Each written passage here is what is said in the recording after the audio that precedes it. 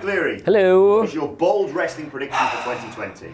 Right, CM Punk is, and this is, I'm basically taking money out of our own mouths here by saying this, right? Because no doubt we'll get 100 headlines out of it anyway. But CM Punk is not going to wrestle for WWE or AEW or anybody else in 2020. He is not coming back to the ring. Like, could the situation have been any more perfect and any more fertile than it was this year? AEW launching, throw money at absolutely everybody, no established roster that could do whatever they wanted with it, him desperately wanting to stick it to Vince McMahon, and he went on a panel show for Fox, for WWE instead. Like, if he ever actually wanted to do a return, it was this year, but he didn't do it, Adam Wilborn. Do you know why he didn't do it? Why? Because he hates being a pro wrestler. Like, you read the court notes from that Dr. Roman case, he hated the life of being a full-time pro wrestler.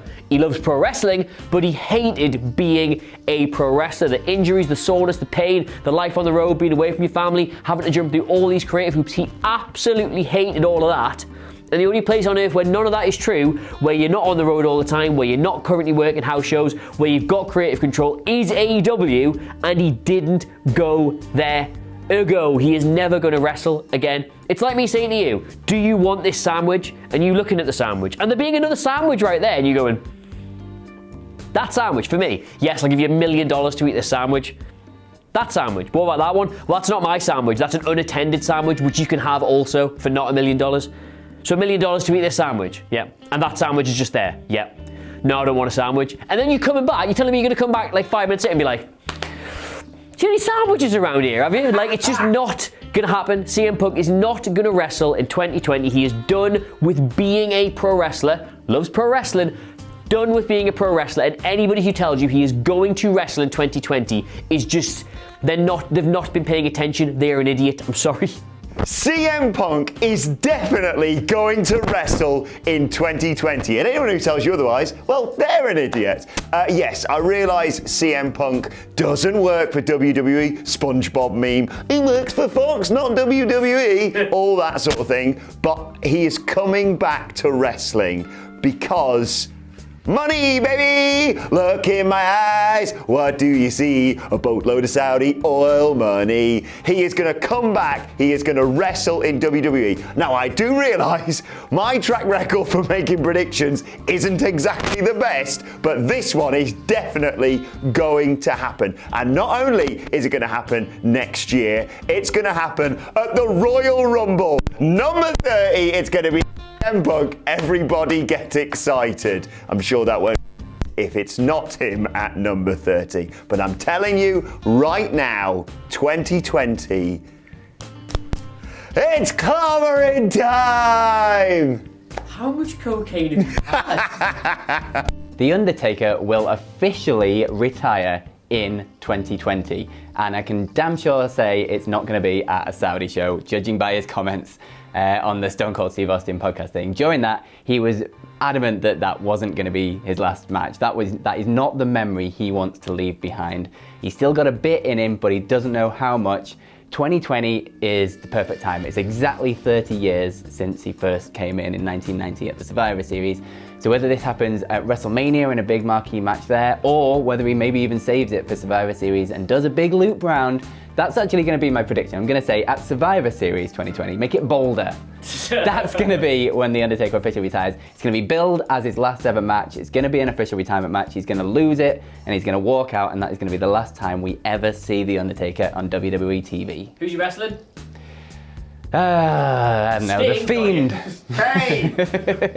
My bold prediction for 2020, it's not really technically wrestling related, but I'm going with anyway. I'm saying, and will we even know if it's been a success after 1 year, but I'm saying, I'll say this, the XFL is not going to die. So the revamped XFL that Vince McMahon is working on right now, that's why it wasn't a TLC pay-per-view, is going to be a success. That's my big thing. I mean, the whole reason that Vinnie Mac is going back to it is because he's a guy that doesn't like to fail. That's his whole thing. He's like, well, people think I failed here. Maybe I've only got a few years left. I need to rectify this. So I'm going to go at it, as powerfully as I can. I think because of that, he'll find a way to make it work. Now, I am an NFL fan, not a massive one, but I follow it and I enjoy it.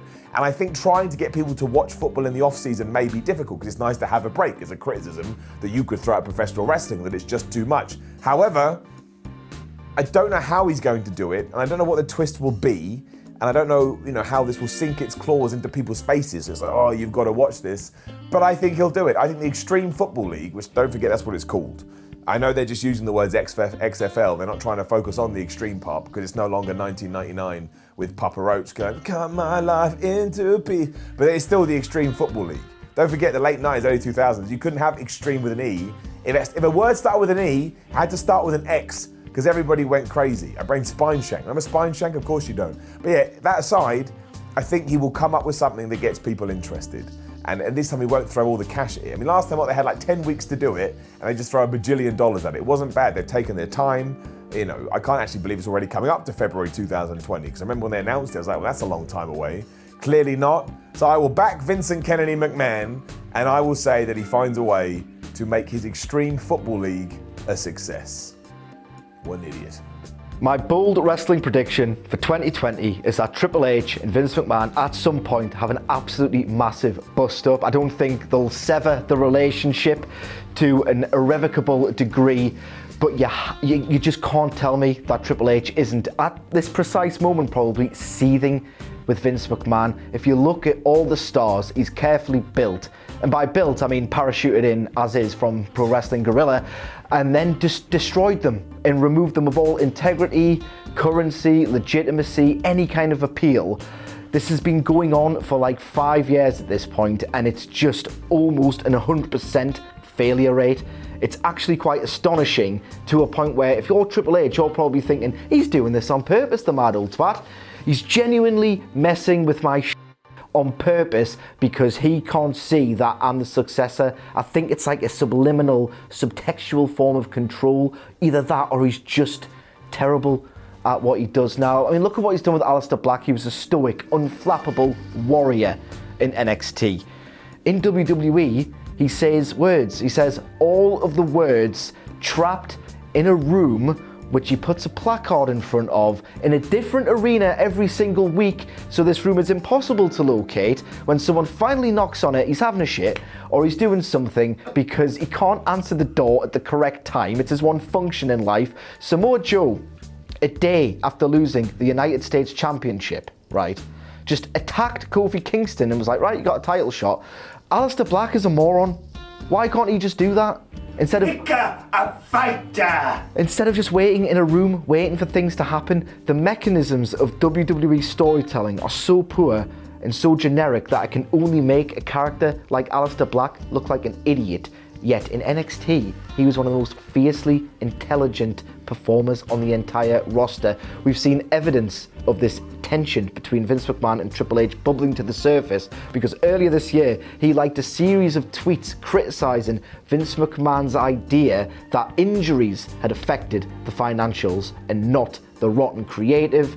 And at some point, especially with NXT now coming so close together under the main roster, under the umbrella, they're going to have a big blowout in Guerrilla.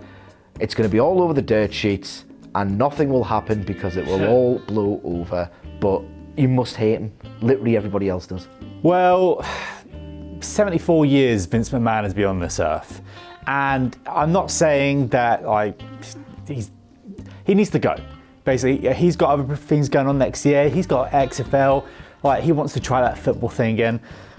Let him do it. Let him do it and leave, because I am so bored, so bored of these mediocre SmackDown Raws. I used to be able to put all of them back in the day. Back you just like, oh, I'll watch this after I get home from sixth form and school and university. Now it's just crap. We need to just get over it and play the game, because Hunter Hearst Helmsley, my hero, has taken all your favourites and put them in NXT and given them some sort of legitimacy and made sure Cody Rhodes can stand up and fight back. And we, as fans, need Vince to leave. What is your bold wrestling prediction for 2020? These are difficult times we're in at the moment. There have been some situations recently that probably none of us have been too grateful for. Across the world and in our own lives, I've had a cold since SummerSlam, for goodness sake. But can I offer you an egg in these trying times? An egg that has been incubating since the start of the Wednesday Night Wars. Hashtag thank you Cody, and you'll never get that from me again on camera. But thank you Cody for creating, I don't need to hold this egg anymore, for creating something special on Wednesday nights with the formation of AEW and the elevation of NXT to USA Network with it. Every Thursday we all bound around the office and our various circles of friends talking about how great the wrestling was the night before, and it can only be a matter of time before Wednesdays outdraw Monday Night Raw. It is about time for quality to usurp quality. It is about time for fake news to dissolve under the power of genuine, earthy quality product. And finally, with AEW and NXT, we have it. Every single week, we are talking about shows where my 8 out of 10 show is better than your 8 out of 10 show. Instead of, Tuesday morning, another 3 out of 10. Saturday morning, another 1 out of 10. Did your show have ludicrous affairs and divorces, or did your show have dog food? No, mine had great wrestling, so did mine too. I'm all for Cody trying to be Triple H, because if that makes AEW and NXT constantly leveling up and leveling up and leveling up to the point where they can topple that declining 2 million that Raw continues to get every week, then wrestling will be better for it. So that's my bold prediction for 2020. Everyone just feels better.